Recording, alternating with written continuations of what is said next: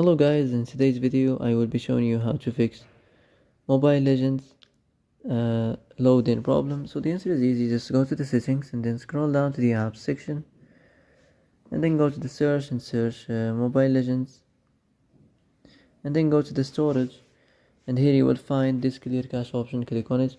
Now you can go check it if it works, and if it didn't you can try to restart your phone or turn the Wi-Fi off and on, or the Bluetooth or the airplane mode.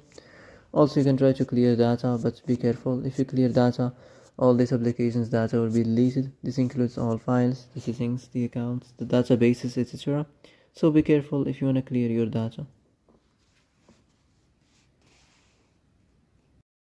And that's it for today's video. I hope this is the answer you've been looking for. If you like this video, don't forget to like and subscribe, and see you in the next video. Thanks for watching.